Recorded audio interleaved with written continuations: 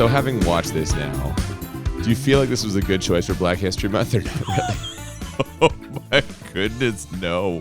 Really? Yeah. I think Rudy Ray Moore is a pretty well-regarded independent black filmmaker. If there were less watermelon jokes, I feel like we might have gotten away with this. He's allowed to make those jokes. We're not making those jokes. I wasn't even going to mention it until you brought it up right now. Yeah, but you did bring up Black History Month. It's Black History Month right now, Yeah. and we have chosen a filmmaker who I think we both enjoy. This is our third Rudy Ray Moore movie, and when I thought of what's a good Black History Month episode, that's our guy. Rudy Ray Moore is our guy. He was my introduction to Blaxploitation films and continues to be one of the people who's bringing films that are from a community for a community, and I think that is a good representation of Black History Month. I just wish there was a few less, I don't know why there were so many watermelon stereotypes thrown into this bad boy. To be clear, those are not the only stereotypes. There are other lots stereotypes in as here too, yeah. But I say again, he's allowed to make them. Welcome to Bad Movies and Beer. I'm Cooper. I'm Nolan. It's a very serious fucking introduction for us, actually. Yeah, I know. Normally, yeah, that's all right. This is the real thing. We have not done episodes in February before, and it's kind of given us this opportunity. Great excuse in my books for another trip on the old Rudy Ray Moore train. Yeah, no, I'm always excited for that. I think it's hard for me because the first adventure I took on that train was such a magical one that each subsequent trip has been fun and interesting in its own way, but I maybe never lived up to the expectations created by that first journey. A little diminishing returns, you're saying. It was just such a magical and strange experience the first time that the other times afterwards maybe haven't quite gotten there. You put me at the top of the mountain, and I'm nowhere to go but down. Fallen down a little bit since then. We should mention we are discussing today Petey Wheatstraw, The Devil's Son-in-Law, which I think, if I'm being honest, most people have that as fourth place in the Rudy Ray Moore pantheon, behind Dolomite, Human Tornado, and Disco Godfather. Two of the three of those we've covered in the past. If you want to check them out, just go look back through our episodes. Human Tornado was season 1, I think, right? And then Disco Godfather was season 2. Yeah, I believe so. Somewhere back there. It's in the 60s, I think, episode 60-something. But episode 114, Petey Wheatstraw, and we're going to talk about all the hilarious Rudy Ray Moore-isms, questionable script and editing and special effect decisions. There is some stereotype stuff that we talked about. But before we get into all that, we have paired the movie up with a beer, as we always do. And I got to say, I feel like this one is an absolute layup. Yeah, we're going to be drinking the Devil's Punch Bowl. Devil's Son-in-Law, we're the Devil's Punch Bowl. Yeah, this is perfect. He is kind of the devil's punching bag a little bit in this movie, right? He's going to make a deal with the devil, and we know that never goes really well. This is an India Session Lager. The fuck is that? We saw this in the can, and I have no idea what this is. So I believe it's a lager that they have done some dry hopping with to give it some more of the citrus and sort of fruit flavors from hops to this.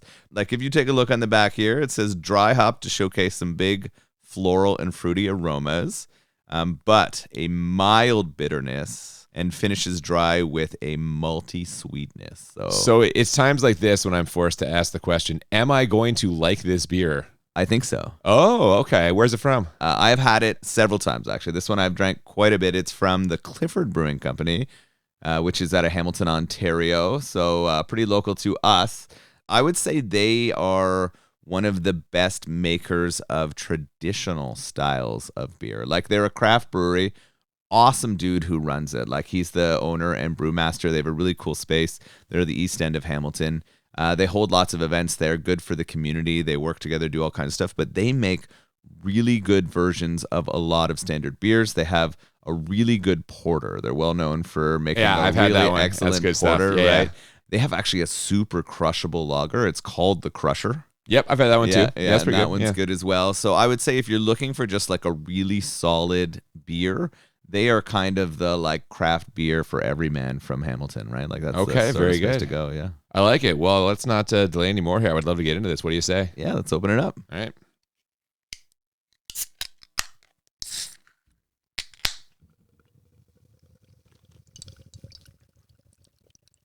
So we open with a roaring flame and Rudy Ray Moore literally introducing himself and also listing off his resume in traditional rhyming fashion.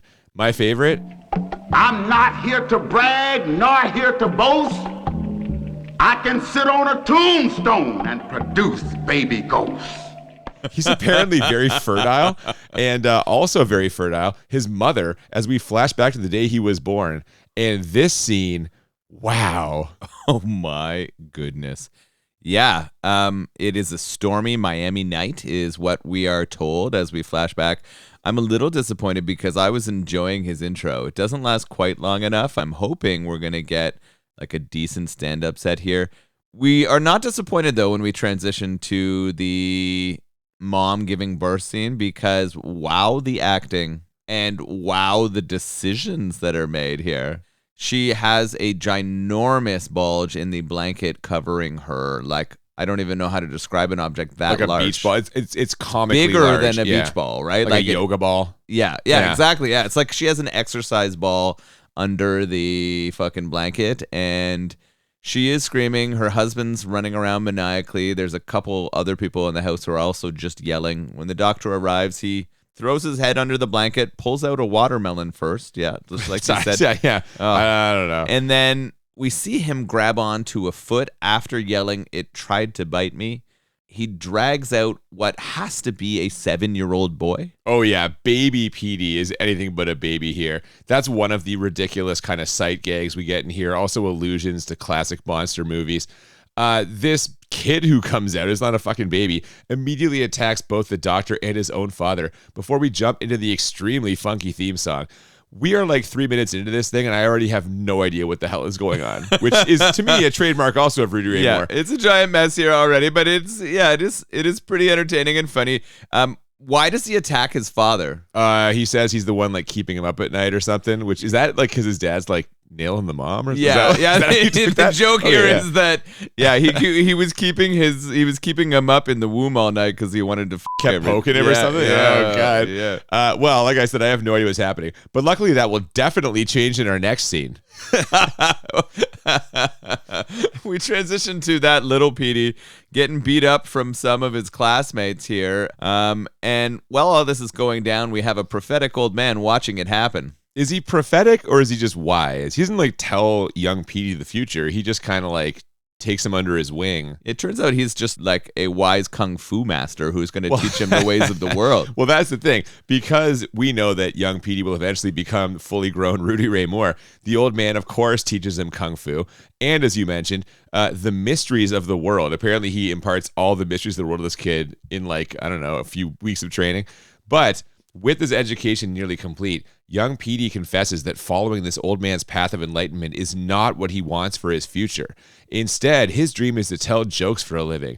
And smash cut to Rudy Ray Moore on stage, just roasting the crowd. We've seen this before, but I never get tired of it. No, this is good. This is what I thought we were going to get at the beginning. And he lays into some lady and then her husband when he tries to stand up for her. He threatens to slap the guy in the face with some lady's Yeah, and the guy shuts up as soon as he does it, but then that show ends and we see him quickly going backstage. There's some groupie back there who is trying to get with him or wants to stay with him, but he tells her he's going to be moving on. He's heading on to the next show, the next town. But that he promises he'll be back for her one day, and we know he's lying. He will not be back for her. He wants There's nothing to no do with scenario where he goes back for her. Yeah. No. Now, from there, we cut to a couple of gentlemen named Leroy and Skillet, who are apparently playing themselves. Their names were in the opening credits as Leroy and Skillet. Like a comedy duo that we don't know about because we're white and weren't alive in the 1970s. Yeah, I think that's exactly what it is, right? I think this is a legitimate comedy duo who have agreed to join this movie, and they're kind of his competition here, I think. They want to put on their own show, but he poses a problem for them very quickly. Yeah, I don't want to push back too hard on your statement that they are a legitimate comedy duo, but we see them in action later, and let's just say your mileage may vary. on the word legitimate, yeah. Maybe some of their material hasn't aged well, I don't know, but I did not necessarily... I'm not rushing out to buy a Leroy and Skillet album, let's put it that way. Yes, as you mentioned, they are closing a deal to open a new club with a shady white mobster type named Mr. White. I mean, no one ever accused Rudy Ray Moore of working too hard in a script, right? Let's face it. No, he's all about the action and the rhymes, right? This is what he's bringing to the screen.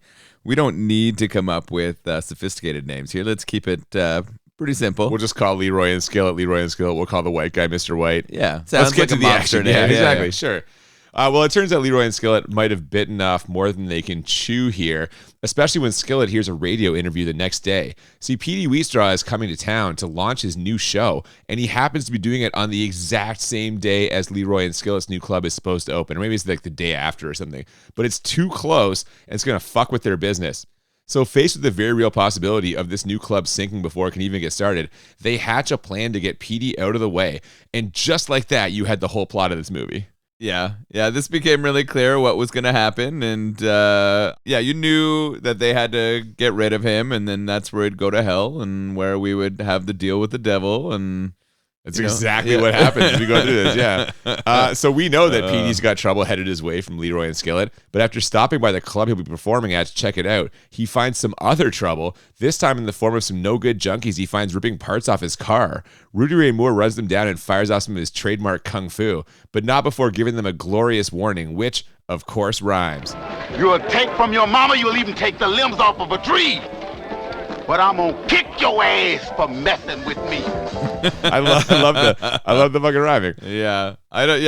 This is pretty hilarious. The chase scene after he gets out is all sped up, and we even get kind of like Benny Hill music as they're running around and circling things. And Benny Hill video footage. It's like that sped up thing. Like he's chasing them, then they're chasing him. They're going around this fucking shed. It's just this classic comedy. We have eggs thrown in the air, and then he does use his kung fu skills to kick all of their asses.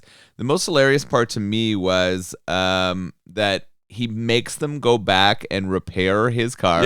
Yeah, man, of course. And then he publicly shames them and tells the rest of the people in the neighborhood, look at these guys. These are the guys who are robbing you. They do it again. Kick their fucking ass. Yeah, and coming out strong anti-drug here, which we would see to a much higher degree in Disco Godfather a few years later. Yeah, absolutely. There's definitely an undertone of a message for the community of viewers in his movies, right? Always, yeah. He's fully promoting his virulent sexuality. That's message number one. Yeah, but absolutely. That, but below just that, beneath the surface, there is a strong message of, like fuck corruption. Yep. And fuck drugs. Yep. Right, and that's preserving the community, and exactly. Well, with this car reassembled, Petey is unwinding with his female business partner when he gets a threatening phone call from Leroy. What we get is a classic Rudy Ray Mooreism. He calls Leroy a rat soup eating son of a bitch, but Leroy gets the last word, which has the double effect of angering Petey Wheatstraw and putting an end to the sex he was about to begrudgingly have with that lady.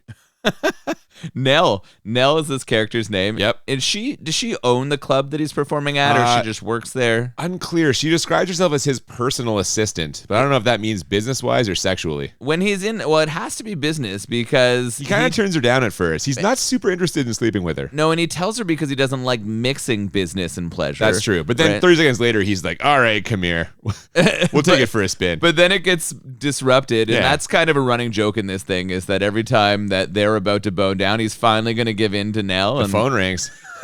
Yeah. No, exactly. So threats have been made, and now it's time for Leroy and Skillet to take things up a notch. They decide to send some goons to pay a visit to Ted, a guy who's been helping Petey Wheatstraw promote his show. And this visit takes a tragic turn when a bullet meant for Ted hits his younger brother Larry instead. We get a slow motion shot of his body falling to the ground while his brother's voice echoes out his name. And all I could think of here was how this is like Rudy Ray Moore warming up for Disco Godfather. Remember all the weird effects we got in that one? Yeah, that one got really, really trippy. All of like the drug highs and stuff. But yeah, this effect here we get is starting to show some of the craft or like experimentalness that he's willing to do. Like I think it's both. Yeah. There's craft to it, but he's experimenting in terms of like the tone of the film. And again, this to me, that with the anti-drug message we already mentioned, it's less straight comedy. There is more of a social message to it, and he's trying to like also like more serious filmmaking techniques, I guess. Yeah, and I actually think the lighting they use for him visiting hell and having those conversations. Yeah, we're going to see that in a minute. It's good. Which is coming very shortly, and that's sort of a big representation of that is quite effective. So some of that is definitely working. As a viewer, I don't know if I prefer like. It sounds like based on our conversation at the beginning of the episode that you don't. Well, but it's interesting. No, like I like it more as a like I think it might make it a better movie, like less bad if we're looking at bad rating. Gotcha. Well, I mean, it shows some technique that the other ones maybe don't. And you know the limitations they're dealing with too in terms of financing. So it's like they have to get a little creative here and like, find ways to kind of punch it up. So I don't know, it's interesting for sure. Unfortunately though, little Larry did not make it. And as if things couldn't get any more tragic, we cut to the church where little Larry's funeral is taking place to see more of Leroy and Skillet's goons waiting outside to take a shot at Petey Wheatstraw, which they do, putting several bullet holes in his spectacular funeral attire. Oh my God. Yeah. Ooh, yeah. This suit is unbelievable. You didn't like it? Oh, sorry. The suit is hilarious. It's just like this amazing pinstripe 3-piece with a lot of aggressive flash. pinstripes. Yeah, those are aggressive pinstripes. Yeah, it's a fantastic suit. No, I mean what was rough was the fact that the guy steps out of a car and blows away all of these people walking out of a funeral with the body of a child in a coffin. Oh yeah, they wipe out pretty much the entire procession here. But just then, a mysterious old man walks by with the power to undo all of this. What's his name, Noel?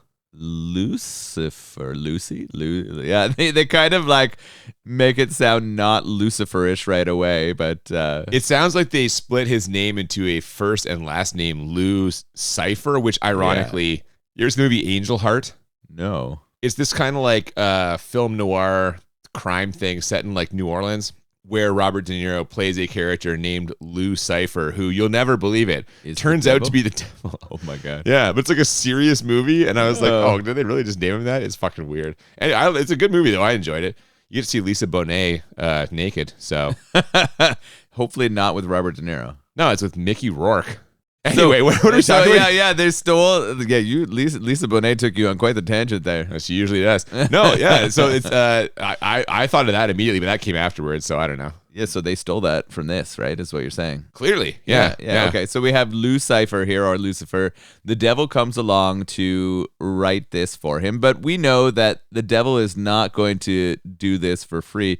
The devil's got some kind of deal in mind here. What's the devil going to offer up to our friend here to reverse this mass murdering? Well, he tells Petey in the very appropriately lit underworld that you alluded to earlier that he's willing to bring him and all the other funeral guests back to life if Petey Wheatstraw agrees to marry his daughter and sire a child with her. Petey agrees before, almost as an afterthought, asking the devil what his daughter looks like, and the answer, not great. He shows a picture and Petey immediately reneges. Oh, hell no, man. No, I won't marry a dealer. No deal. Kill me, man. Kill me. Yeah, I'm good. I'll stay dead. No, we're all dead. Yeah, it's go fine. ahead. Bury me. That's fine. And then we get what must be like conscience whispers or something. These whispers come over and he changes his mind a little bit. He's like, nah, I can do this. I can make my way through it, or I can trick the devil later, he thinks. Yeah, that's exactly what it is. He figures he'll be able to get out of it later. I have to say, considering how much of Rudy Ray Moore's dialogue rhymes here, I'm a little surprised he didn't have some comment about rather being buried than being married. Something in there. I feel like he could have done something with that, but that would have definitely fit his style. But no, he was too shocked by that picture to come up with a rhyme. It's one of the only lines in the movie that doesn't rhyme because he's just like, no, I'm good. I'm out. This is the start of them teasing us basically for the whole movie about what she looks like too, which I think is kind of a fun thing to move along. I agree. Now, while her looks are apparently horrifying, it does seem like there's going to be some benefits to this arrangement, besides being no longer dead, I mean. For one thing, Leroy and Skillet's henchmen are absolutely terrified when they see Petey Wheatstraw back in the land of the living. And not only that, but as we learn in our next scene, the devil is also going to gift Petey a powerful weapon that will unleash the full fury of his dark powers. And it's a fucking pimp cane. He gives him his own magical devil pimp cane. Oh my goodness. Yeah, so Petey does take this. He comes back to life and we get this weird reversal shot of everyone who was mowed down coming back. But this sort of happens, like the event still happened and the bad guys drove away, but this gets reversed. but the bad guys have no idea it's reversed. You're having a hard time explaining this because it really doesn't make sense. It didn't make sense in the way that they cut and shot it, and so the time passes even though they were dead, and then essentially the movie like rewinds, and there's like a kind of an explosion light effect that is extremely low budget. But the gangsters were long gone. Like, we don't rewind to the spot where they're still there. They think they killed everyone. Yes. But everyone just kind of rewinds back to life. Even though they should have been there when it rewound. Yes. Yeah, so that was sort of like the weird kind of confusing part. They do, like you said, freak out when they see him and kind of run away. They see him because his friend was going to try to take revenge for his little brother. But that... We know that Rudy doesn't want that to happen, so he steps in as ghost form or whatever. This is where he is about to have sex again. So Nell's convinced him that they're gonna fuck again. So they're getting ready to bone down. Poor Nell. Yeah, she has to work so hard for this, and every time it gets ruined. She gets each time and doesn't get a chance to have any sort of satisfaction. That's exactly right. She's always teased by the very prominent outline of Rudy Ray Moore's hog meat in his fucking every costume tidy green fucking underwear.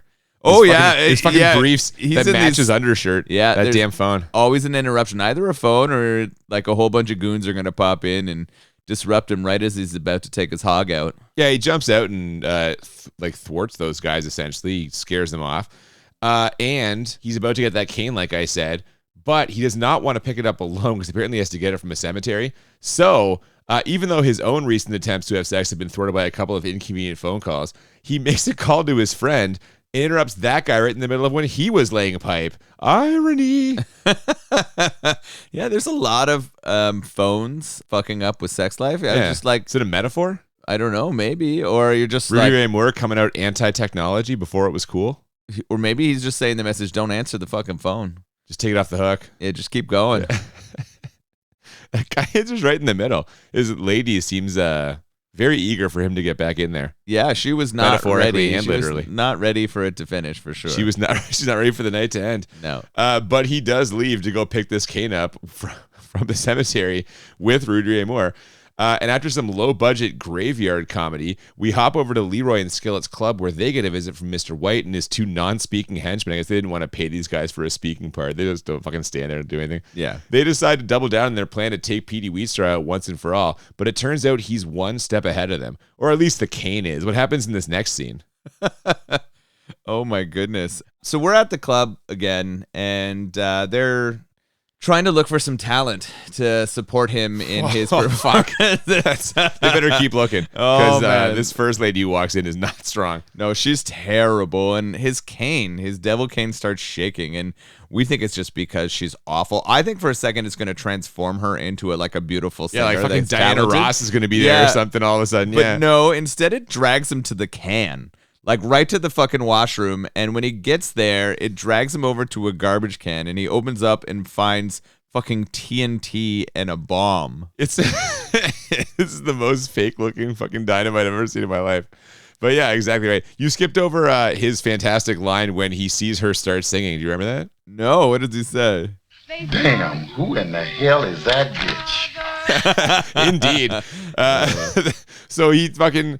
They throw this dynamite around for a little while. It stops fucking ticking, then it starts ticking again, and he ends up just fucking they throw out the thing, don't they? I don't even know. He runs outside. Oh, that's right. Yeah, and he throws it onto a fucking watermelon truck. It's good.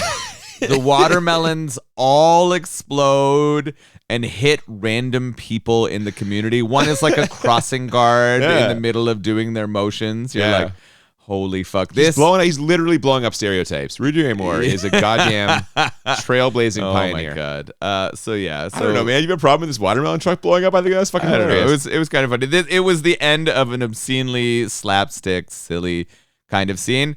They decide, though, after this sort of attempt on their lives again, that they've had enough. It's time for them to go on the offense. They're going to head over and see this opening show by the two chuckle fucks. I forget Leroy and Skillet? Yeah. How the fuck can you forget the name Leroy and Skillet? Because it's so ridiculous. Oh, I don't know, but Leroy's not a ridiculous name. Skillet's ridiculous. Yeah. You know what they're going to see at that fucking opening night? Much better musical performances than the one they were just seeing where that bomb went off. Petey does decide to pay a visit. Someone points out that this is a particularly dangerous course of action, but Petey Wheatstraw has a plan. By putting on a pair of sunglasses and a small red hat, he'll make himself completely unrecognizable. But just in case a particularly sharp henchman manages to see through this foolproof disguise, Rudy Ray Moore also dials up an absolutely flawless accent from France? I have no Romania? idea. I think it was something European, but it is impossible to tell. It's really bad. It's not a good accent. Well, I haven't seen an accent this bad since Pam Greer's Jamaican accent in Coffee. Remember that one? Fuck. It only lasted for like 4 scenes. 4 scenes is a lot of scenes, man. The person who thinks they recognize him, though, before he puts on the accent is Scarface Willie. Oh, we haven't talked about that guy. Well, he's the one who killed the little kid. And how'd you feel about the scar makeup? Oh, it's awful. You pointed it out right away. Yeah, someone just drew a line across his face. It does not look like a scar. No. Yeah. So yeah, really, really poor makeup on this guy. This character's also like fucking terrible. He's the one that mowed everyone down at the funeral. He killed the little kid. He's a terrible person or he's a terrible character? Both. The character itself is so so fucking paint by numbers. It's like there's no depth to that shit at all. You can't fault the guy for having bad makeup put on his face, though. The scar does not make the man. Yeah, no, I don't. He didn't do it for me. Well, I think he takes things up a notch in a couple of scenes, but we'll get to that in just a minute. All right. Petey manages to get past the guy working the door. He waits until the perfect moment when Leroy and Skillet come out to address the crowd, and then uses the devil's cane to make them throw harsh insults at everyone in the audience, especially Mr. White and his wife. Now, once they scurry away, Petey has a little fun with the singer who replaces them on stage. He uses the cane to send her wig flying up into the rafters, and then has her dress literally fall off her body. But that is nothing compared to the 10 Commandments-style storm he conjures up in a minute. Yeah, this is all starting to go pretty poorly for the two people who have wronged Petey Wheatstraw. He's making their opening show a disaster, and it's going to be even worse as the lightning and thunder and foamy rain start tearing down inside this place.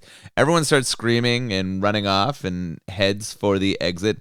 The doors seem to be locked for a second, though, so people are having trouble getting out of there. It's not going to be great for Leroy and Skillet here.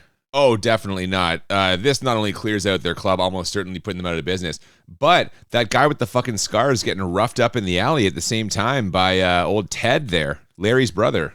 Yeah, older brother of Larry, Ted, is beating the shit out of Scarface, and that means there's nobody to protect these two as they head out of the club. Who grabs a hold of them? Fucking Mr. White's goons show up and take them out. Those guys who never talk because they didn't want to pay them. Yeah, they didn't want to pay anything. We do know, though, that they don't have long to live. We can assume that because they fucked this up so hard, it was their last mistake, and I don't think Mr. White enjoyed his wife being the center of some of those jokes, and I don't think he's likes losing all of that money. So these two are not long for the world. No, he made it clear that if this club failed, they would too, and Petey Wheatstraw has basically taken care of that. All of this business, though, catches the eye of the devil himself, and more importantly, his daughter. She tells her father in no uncertain terms, "Oh, Father, my joy is as boundless as the sea. He's divinely sexy." And although we haven't seen her face at this point, the husky voice she's firing these lines off with is not promising. Oh, I thought you were into that. I thought that was going to be more prominent for you. No, man, there's a line, and she is like past the line. Yeah. This goes beyond like sexy, raspy to like fucking 10 packs a day trucker. Okay. All right. So, yeah, but she's down now. Babe, like, how could she not be? He just fucking used the devil's powers. He's beating guys up. He's ripping bitches' clothes off. I don't know. Yeah. Well, now we have Nell, who is unsatisfied him. Now we have the devil's daughter, who's also unsatisfied by him. They both want him. Oh, she is? Oh, I see what you're saying. Right? Like, they're both lusting. They're very after him. horny for Yeah. Rudy Ray Moore. Yeah. So he's got quite the like number of ladies looking for him, and there's going to be some more coming soon here. Well, yeah, that's a whole other thing. But he is on top of the world right now, Petey Wheatstraw is, walking around town using the devil's cane to save lives, grant wishes, and scold children before aggressively grooming them, I guess. But what he doesn't know is that the devil has come a-calling, and he's looking to collect on their bargain. What do you think about this whole helping the community montage? It was interesting. he's really leaning into these powers here. He's got a very flamboyant outfit on. Like he's really well dressed as he's walking. He's Rudy Ray Moore. Yeah. The guy always dresses flamboyantly. Everything he has on is like that. We're talking about the fucking funeral suit. Come on. But yeah, he's walking and he's got this song playing in the background that I'm not sure he's not singing. It's like I think he's singing that song. Yeah, and it's pretty good. And he's helping this poor family. He gives them a nice car and nice clothes. The scolding of the children was a little bit interesting. It was aggressive, more so than you would expect to see. Well, he saved the kid's life. Well, that was fair. But the way that he scolded the other kids for their behavior afterwards. Why do you want to comb the kid's hair? I don't get it. Yeah, I don't know. It's an aggressive hair combing too. Yeah. You kind of roughs that kid up. He roughs him up a lot. Yeah. So it's, I don't know. It was an uncomfortable yet, like, I understand scene. He was like coming into his own, I guess. I'm not surprised here, though, as he's using this cane so much and getting into all his powers, that it's going to be about time soon for him to pay what he owes to the devil. For sure. But as a montage, how did you feel about it? Like, you are a montage lover. Oh, yeah. I enjoyed it. I thought overall it was a good way to show his progression, right? To His show philanthropy in a way. Yeah. He's helping the community in his really own way. helping him out. He's helping them in his own way. Yeah, but as you alluded to, the devil wants to close this deal real bad. And he shows up in Petey Wheatstraw's dressing room to put the pressure on. Now, Petey manages to get him out of there, and he calls his friend Jimmy for some advice. And what is that advice? Call Lucifer up and tell him you got the claps and you want to take a few years to clear your system up. Man, that's not a few-year affair. That's only a few-day affair. Well, he'll tell him you got the Alabama claps. Shots fired at Alabama? What? What is... They have some more virulent STIs than the other states. Damn, I didn't realize. That's a rough go for Alabama right there. Yeah, do not head down there and have unprotected sex. Apparently. Petey Wheatstraw's got a better plan. He tells Jimmy to make a mask that looks like him. Then they'll find an old wino and dope him up so he doesn't know where he's at. Slap that Petey mask on him and bam, you've got a willing groom. Or at least a conscious groom. Well, not conscious exactly, but whatever. The guy's got a pulse. You're big on propriety, right? How'd you feel about them being some homeless guy? Not great. I didn't think so. Not great. This whole thing is a terrible idea, right? You're not going to fool the devil. It's not a terrible idea. You're not going to fool the devil. I don't know. Right? And we also are trusting. So they drug up this... Like they make it very clear that they're not just going to get him drunk. They're going to use like the heavy stuff. It's not that they're going to fucking like inject him with heroin or something. They did. Is that? They absolutely did. They show them doing that. And they get him all fucked up. What I was amazed by was how great this mask looked. It was it did not look great at first. The guy's got it. It looks like a drawing on a piece of fucking brown construction paper. I know, but immediately after they transitioned to actual Rudy Ray Moore sitting there, it looks fantastic. Yeah. It's amazing how good you can make the mask look when it's just the fucking actor whose real face it is. Yeah. Despite how ridiculous this all sounds, it sure seems like this plan is going to work. They do find a wino, they put the mask on him, and the devil is none the wiser. In fact, he is in absolutely great spirits as he heads out for his morning jog. That jog takes him by Petey Wheatstraw's club, where he tells Petey he's got a very special gift for him. That gift can be found in an old condemned building. It's a bunch of sexy devil ladies, which leads us into what might be the best montage I've ever seen. Oh my god. Yeah, this is the orgy montage. That's exactly what it is. Is this the first orgy montage you've ever seen? In a non-pornographic movie? Maybe. I don't know. Yeah, this is pretty special. Ridiculous. It is mostly shots of him and women. Just legs up in the air. Yeah, well, there's a lot of legs up there where lots of shots of him providing a cunnilingus service to... the ladies. Yeah, man. It's like he's working on a conveyor belt, only instead of assembling car parts or whatever, his job is to boxes. He's really licking today. There's also some thrusting. He's on top of a few of them. And there's some there's some of that like Benny Hill chase them over the bed and run around kind of stuff too that you get. Very much so. Yeah. This shit is absolutely hilarious. And so is the parting comment that Petey makes to the ladies. I'll never forget this raggedy old shack. If I ever get a chance, I'll damn sure come back. A gift from my father that's against the law. But you girls will always remember old Petey Wheatstraw. He is literally these she-devils into a coma. Yeah, they're all passed out. They're all passed out, and he has done good work, and he's heading off. I mean, this is where Rudy Ray Moore is doing the number one thing he sets out when he makes every movie. Express his own fucking virulent sexuality. Yeah, absolutely. Number one goal achieved here. Yeah. He's doing it well. So it looks like Petey Wheatstraw is going to pull this thing off. His friends put the wine out in the devil's limousine when it's time for the wedding, but unfortunately, this guy picks the worst possible time to sober up. He sees the two demons in the front seat with their low-budget nipple horns and runs out of the car screaming. The devil and his daughter see all of this and know they've been had, so they send some other demons to the club to take out Petey and his crew. Now, he still has the magic cane, though, and sends these demons back from whence they came. But I guess they needed a few extra minutes of movie because we run this exact same scene back like 2 minutes later. And again, 30 seconds after that, an alley with some Lil Wayne graffiti on it. Are they just out of ideas here, or...? Yeah, I'm struggling at this point, right? Like, the first time it happened, you were like, okay, it's kind of entertaining, but they ran it back 4 times. We had 4 instances of the devil sending these demons or hellspawn or whatever they are. Increasingly poor makeup, too. Like, I felt like they were rushed in making these things look evil. I don't know what was happening here. Well, I mentioned the horns already. We didn't mention that in the fucking orgy scene, but like the horns on these people, they look like rubber nipples. Legit. Like you just like a baby bottle thing on the person's forehead. That's strike 1. The actual, like, they put some like face paint kind of stuff on them. That for me is strike 2. And the fucking purple leotards that all these devils are wearing, that is strike 3. Yeah, the costumes plus the makeup is really, really bad here on the sort of devil characters. They also don't seem that menacing. Like, none of them seem particularly strong or powerful. They seem like dancers. Yeah, it does. They're just kind of like dancing around him. Maybe it's the troupe. leotards. I don't know. He's not looking too bad here. He does it 4 separate incidents in different locations. I kind of feel like the point of this, if I'm trying to find a point, is that the devil is just going to keep sending goons until Petey Wheatstraw consents to the marriage. Like, obviously, he can't fight them off forever, right? He's going to get tired eventually, whereas the demons can just keep coming. But what kind of tips the scales here is the devil grabs Nell, Petey Wheatstraw's lady friend / personal assistant. So it looks like we're headed for a final showdown, which we get on a nearby rooftop. And despite losing the magical cane in this skirmish for like 10 fucking minutes, Petey manages to get it back and seemingly destroy the devil, with some special effects that I can only describe as mind-bogglingly bad.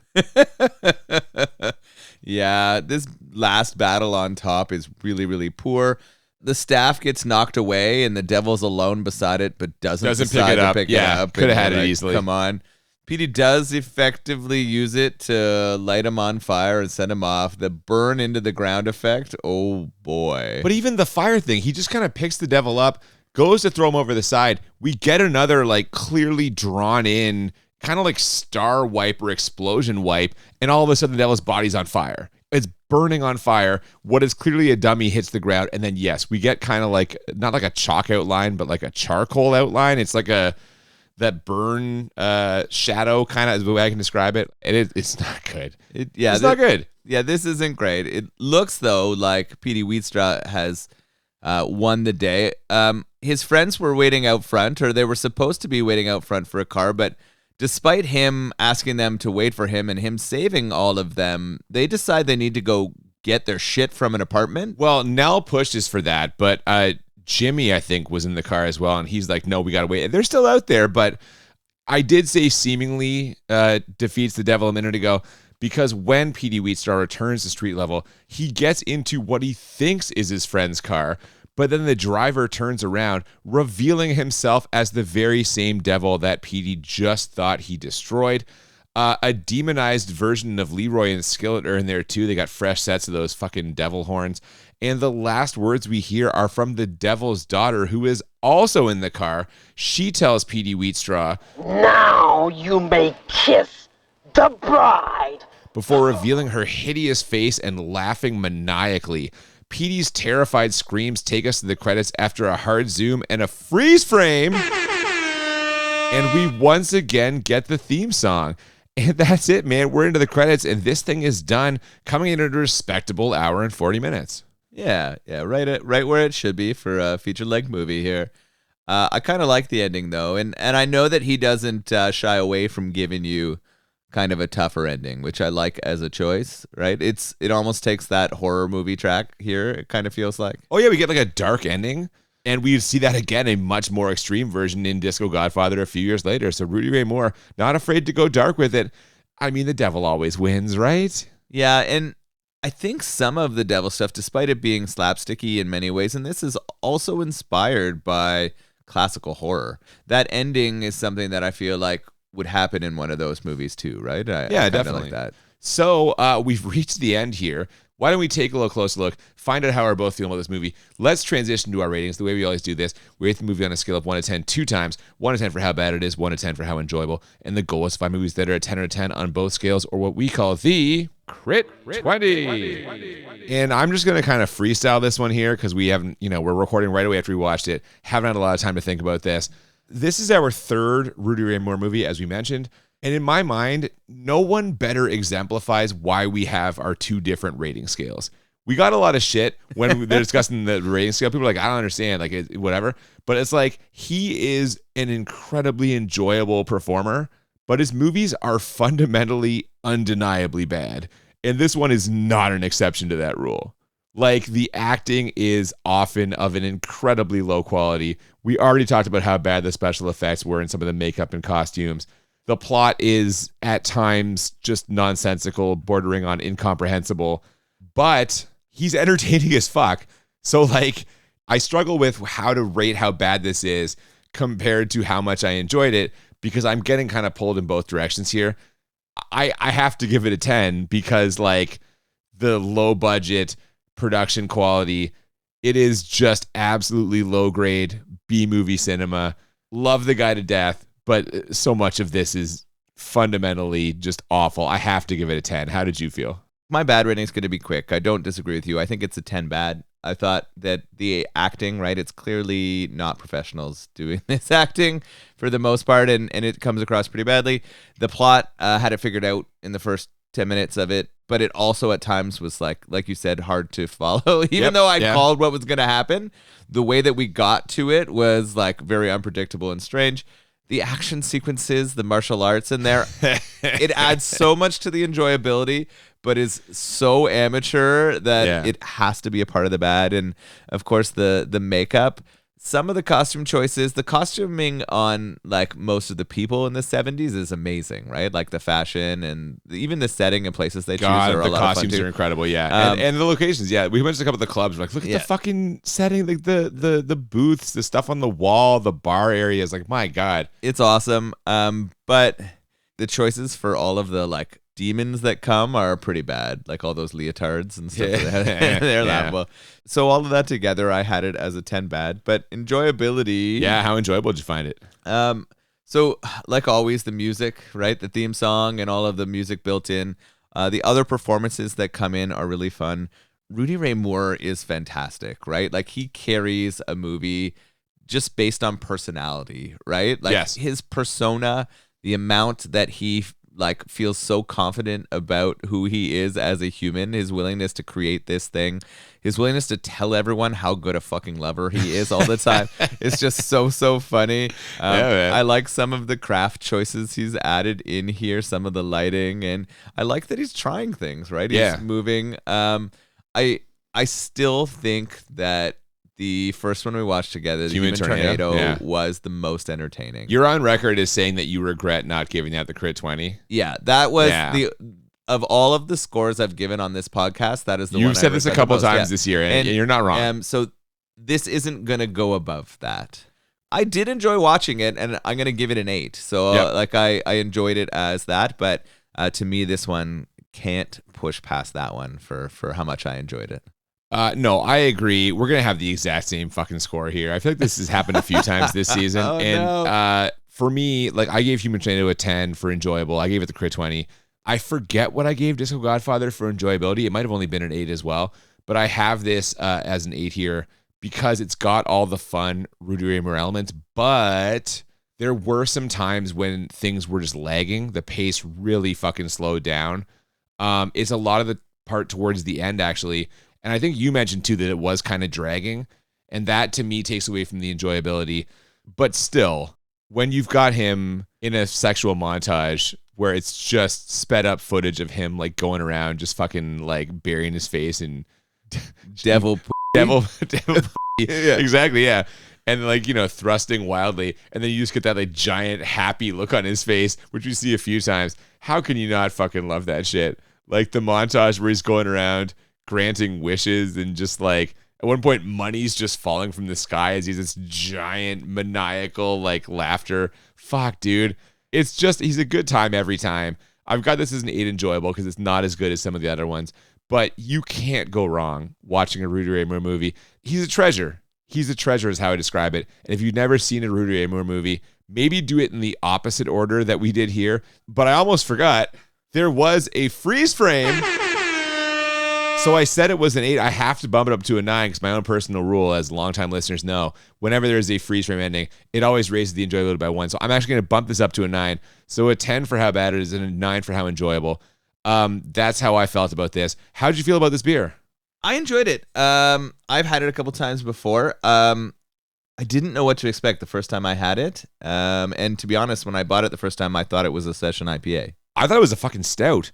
I'm like, grabbing a stout, right? I was actually a stout glass. You're like, no. And I was very confused. Yeah. And so I was a little surprised, but I do like that mix of IPA flavors, but with a little bit of a smoother finish. Yeah. You described this to me as kind of a reverse IPA.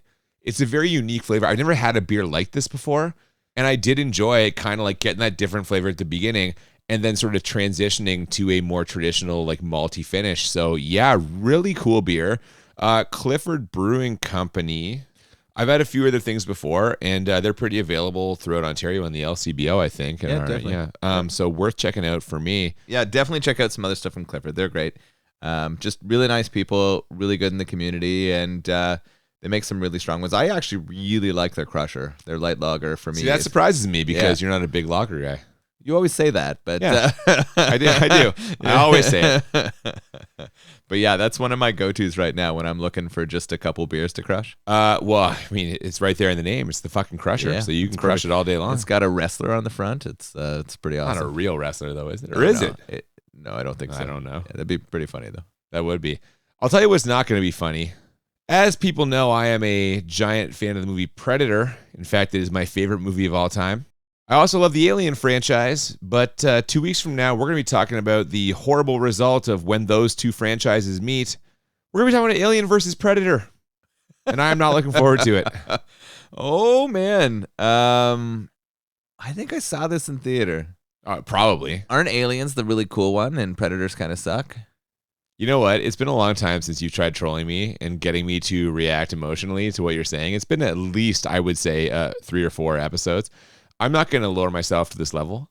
I'm already staring down the barrel of having to watch this fucking atrocious movie that like tried its best to murder not one but 2 beloved franchises.